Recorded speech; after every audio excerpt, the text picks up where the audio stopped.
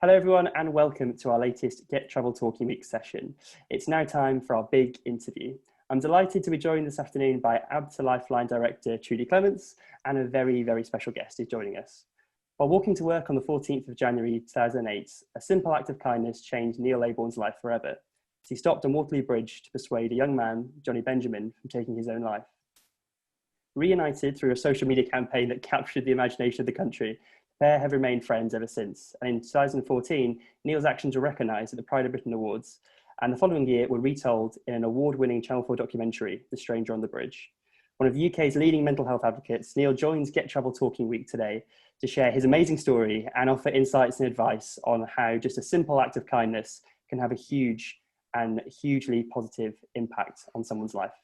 Neil, it's an absolute pleasure for you to be joining us today. We just kind of want to kick off, really. Obviously, it's been an incredibly strange year, 13, 14 months. I'm not sure we're up to now. But how has it been for you? And obviously, mental health has been kind of at the forefront like never before as a country, as industry. What's that been like for you as someone who's been speaking about it for the last few years? And kind of what's it been like for yourself personally to get through this time? Yeah, thank you. And look, really great to be having this conversation with you guys today. The past year, or since March 23rd, that seems to be when we're all dating this from, really. It's been uniquely different for everybody. And I think the guilty secret that we're all allowed to talk about now is that some people have enjoyed certain aspects of it, and some aspects have been completely devastating or very difficult to live with. Part of the journey is that I was already very acutely aware of my own mental health before going into this pandemic, and had for years beforehand trying to be put into place some of these kind of like daily strategies that would help anybody, I think, cope with like adverse events in their life, that were completely unexpected, that would throw you into stressful situations that you wouldn't usually find yourself in. And that really helped. That really, really helped. Some of those things were like, for a long time before, March 23rd, 2020, I was limiting my social media. I was doing plenty of mindful activities. Creating work-life balance, wasn't a new thing. And I learned this because of the work that I had done in mental health the years before. So when the pandemic came and I found myself, what I thought I was going to be doing the year ahead just got completely put on pause, which of course affected my, not just my income, I think, but also just my kind of like my daily routine and my passion for what I was wanting to achieve. It all just kind of became uncertain. But actually, I felt like I was kind of okay because I put all these daily practices in, before this, and I had other big life events going on that year. So I'll just share those with you. I'd left a company that I started in 2017, which was a workplace conference, and I'd worked really hard on that for 2.5 years. In the year of the pandemic, we'd also been planning to move house. So that's one of the biggest stresses apparently you'll ever have. And we'd also had the birth of my second son. He was born, early March before Boris told us to all stay at home. So as well as the pandemic, like a lot of other people, I also had 3 massive life events, leaving a job, moving house, and, the birth of a child with the pandemic.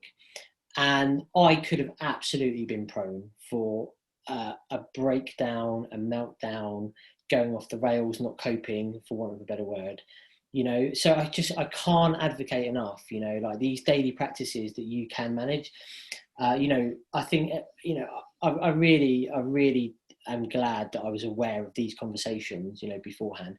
And I think hopefully today, maybe this could be the start of a conversation for somebody else, that they start putting things in place so that they can avoid when those stresses become too much. So I just wanted to share that about myself because I feel like that could be interesting for somebody else to like frame their own mental health in the context of these times.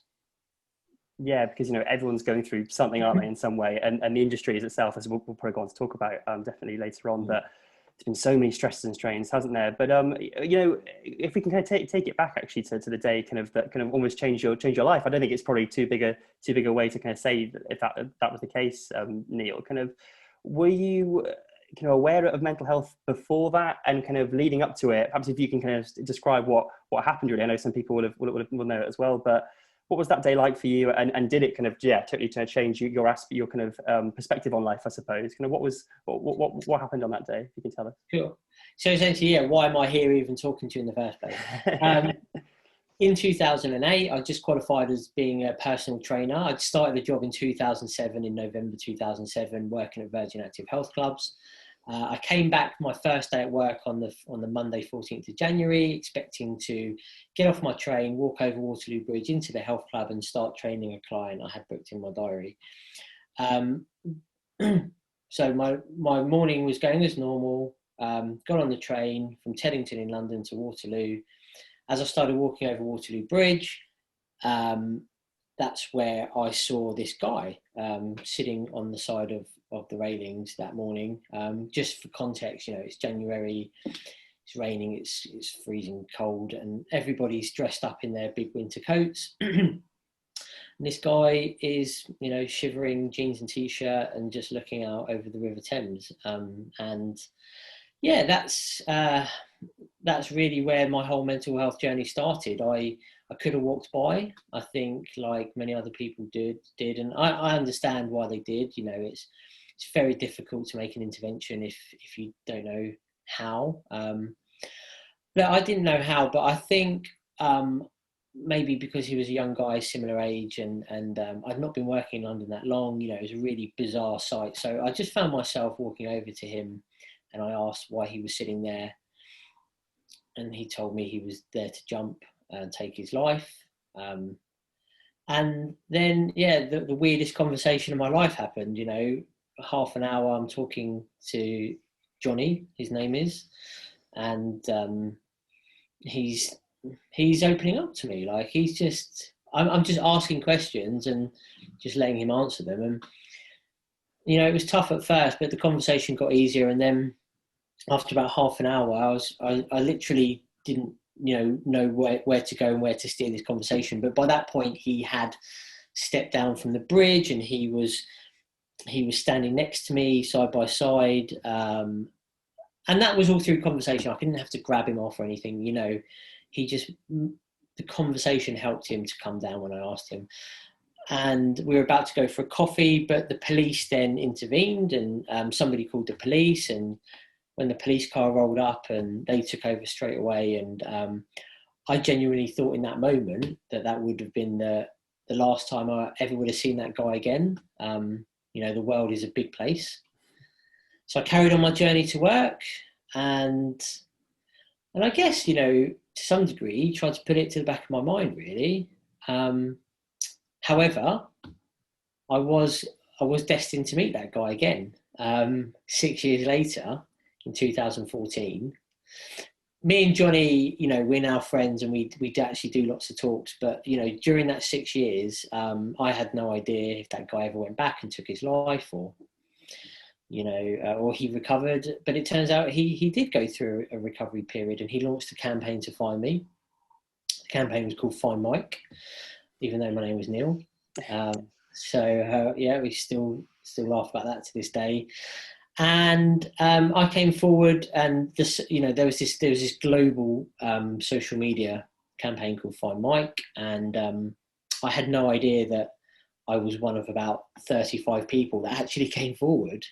It just gives you an idea of how many people actually do make an intervention on bridges in London. All of those people genuinely thought that they might have been that person, but obviously different time, different place. When I was reunited with Johnny in 2014, January again, he was a completely different person. He was not this, this anguished, sad, traumatized person I met on the bridge. He was happy. He seemed happy. He just seemed more confident, full of life, and he told me all about his childhood, his delusions, his diagnosis, his medication, some stuff we never got the chance to really talk about on the day. And that's when I decided that if I could do anything to help this guy with his own campaigning, I would. And then between 2014 and present day, just organically, kind of by accident, I found myself getting more and more involved in the world of mental health and suicide prevention. And Johnny was already doing a lot at the time. But yeah, when I started to help out more, we started to kind of get more recognition as a duo. And, we got some press for some stuff that we did, which helped us to kind of just get out there and tell our story.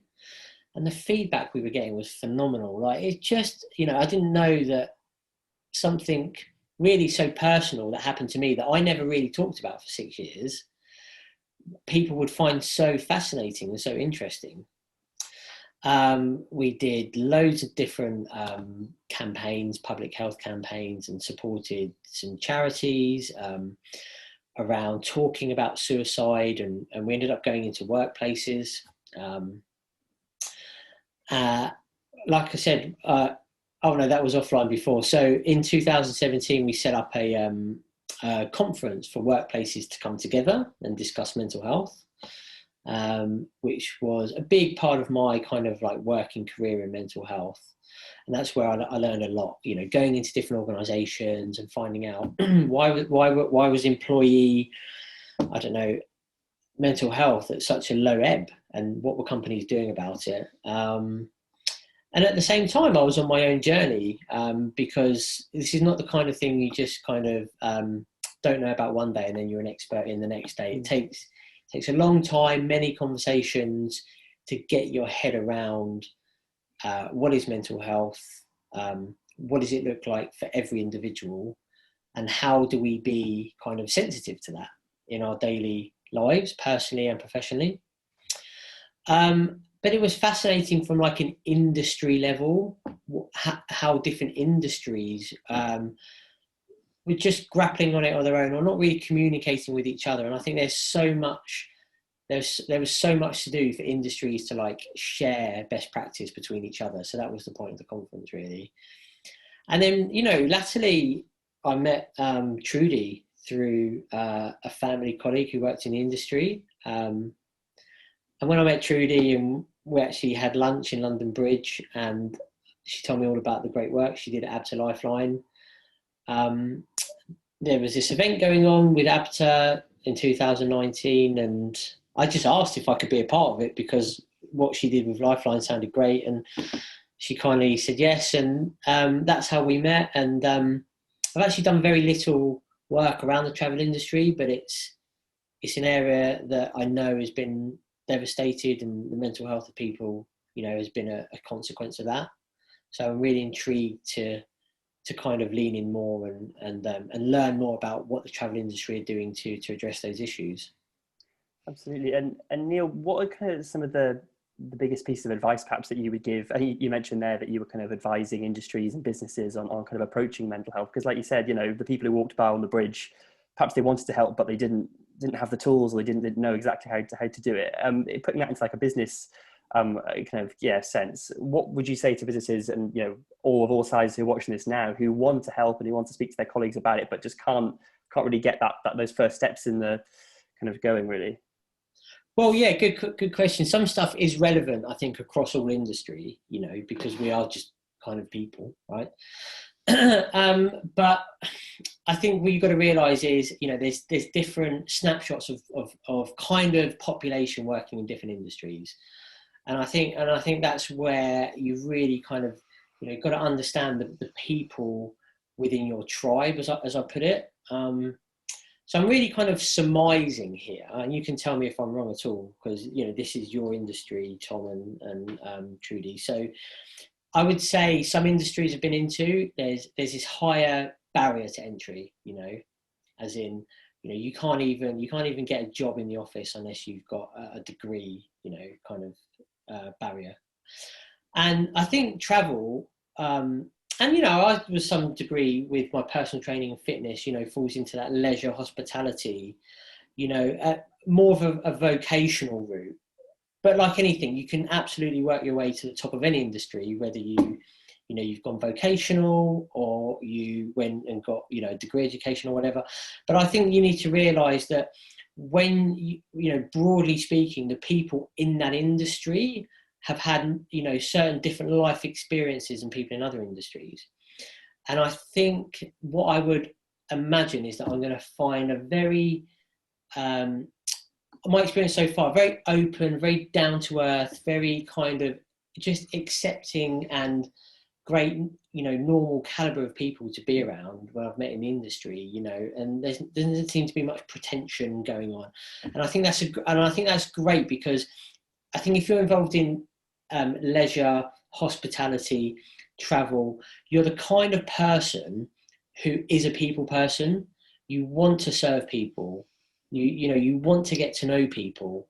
You know, yes, your job can be technical, but at the end of the day, I think you're in that industry because you want to, yeah, you know, you want that, you just feel like you're a giver, you know, you want to serve people. And I think that is a great starting point, because that means that it's an industry full of people focused staff. I think everybody's got the skill set to understand each other more. I think, you know, the people in the industry have got the natural ability to do that. And I think maybe just companies within the travel sector need to understand that they've got that golden nugget and get their staff, you know, doing, you know, more personal bonding and getting to know people more.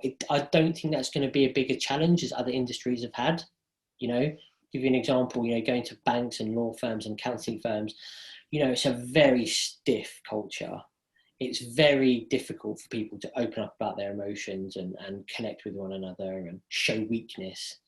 And so I think it's a great opportunity that you guys have. And I think when you start adopting, you know, a lot of like people training and culture training, I think you're hopefully going to address a lot of issues, because it all comes down to somebody feeling supported, somebody feeling like they can open up to their line manager, or feeling that they can come forward and use the resources like ABTA Lifeline that those companies provide, without stigma, without discrimination. So I think the best thing you can do, just to answer that question, is just facilitate conversations, facilitate storytelling, you know, people sharing their struggles and openness. So yeah, I would say that's an outsider's view of the industry, but to get the resources you need, to get the training, the tools, the toolkits and everything, it's all out there. It's all out there. So, you know, I think you just need some dedicated staff who are given a role, given a budget, given a remit. And, you know, it's not like, oh, you're head of this, but, oh, can you also manage the well-being bit as well, you know, on the side, you know. I think you just got to give people, you know, real autonomy to go and like make a difference for people's well-being, and they will flourish in your industry, I think. I think you're quite right, Neil. I think it's about being the heart of the business, the DNA. It's pulling it all together so that actually it becomes the norm rather than the add-on. And that's certainly one of the reasons we're doing this week, to really start getting those conversations going, and companies, you know, bringing this to the forefront of their recovery. So, you know, the legacy piece for us is really incredibly important, isn't it, Tom, coming out of this week?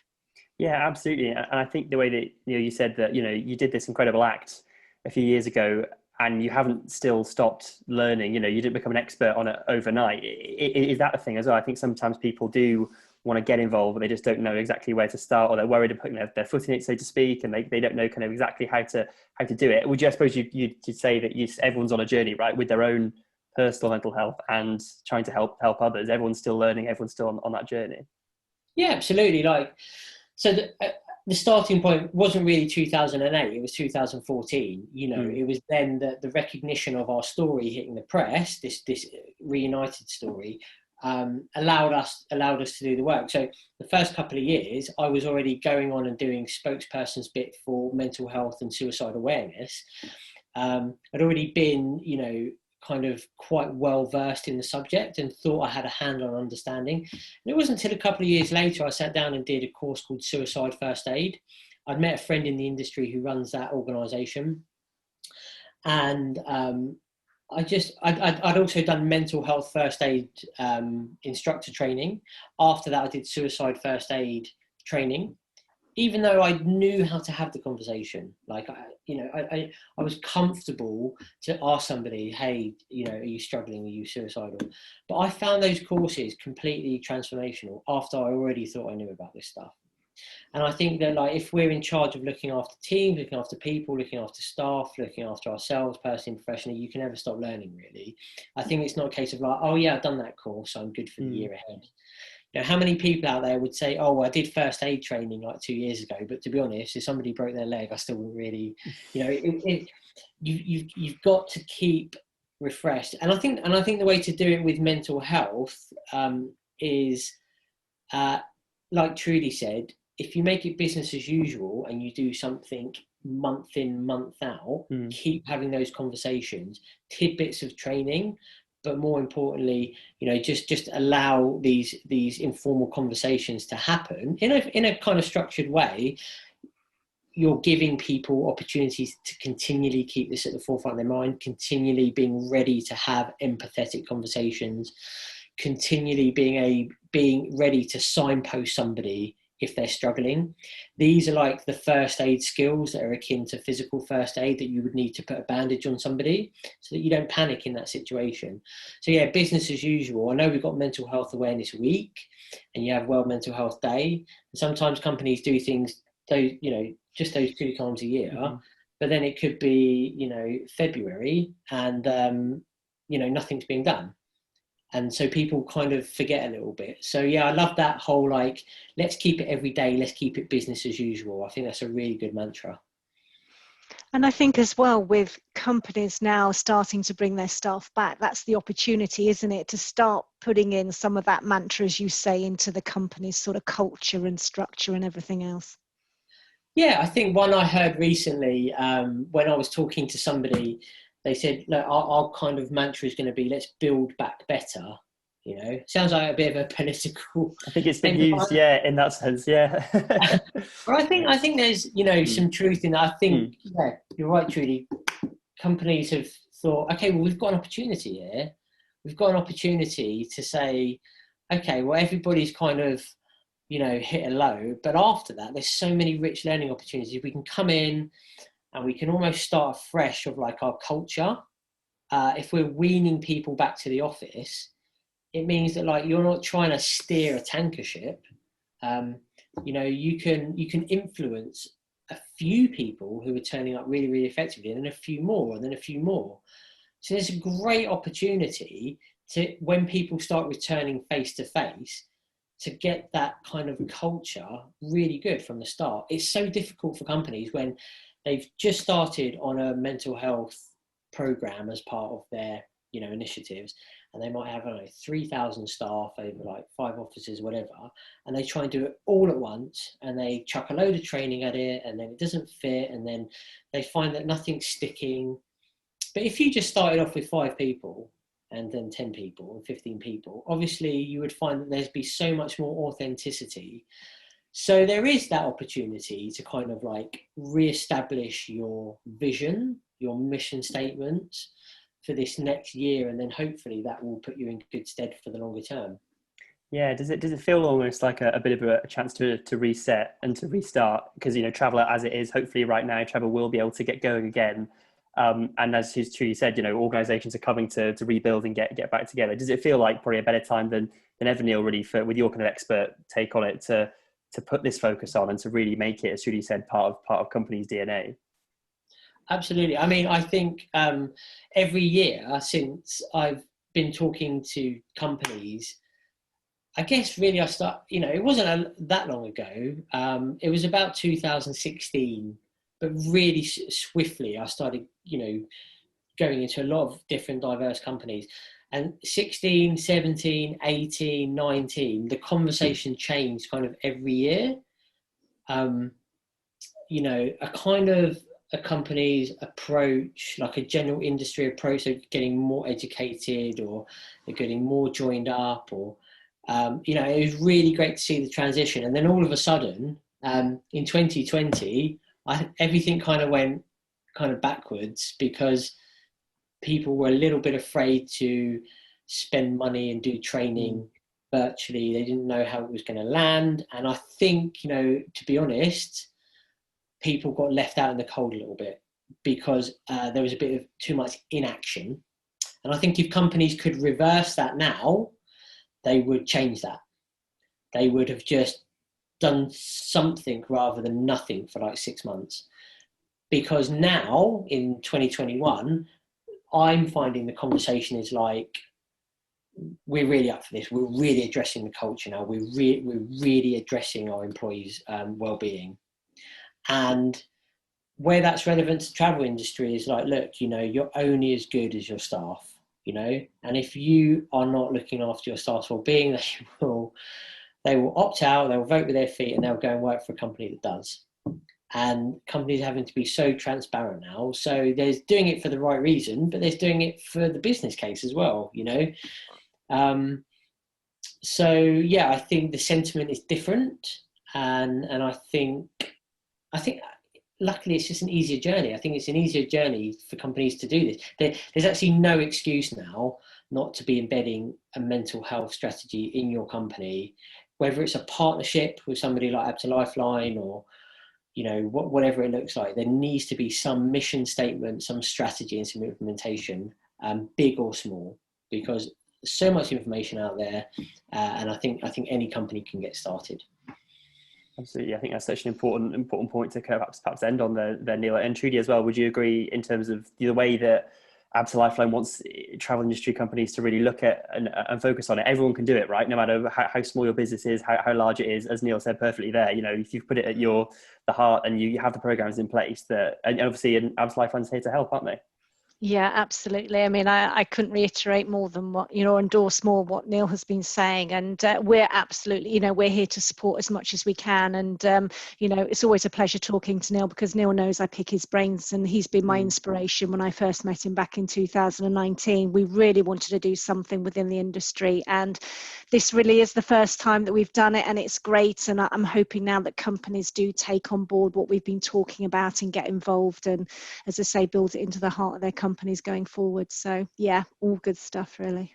Absolutely. Well, Neil, on behalf of everyone and kind of Get Involved and Get Travel Talking Week, thank you so much for your time and for your story. And we've really enjoyed listening to it, and really appreciated all your insights and advice. Yeah, thank you very much. So any final thought, I think, is, like I said, future proofing is possible. You never know when there's going to be another crisis. So start your future proofing today, I think, and hopefully companies will take their responsibility to help their staff do that. And thank you. It's been a pleasure to join the conversation.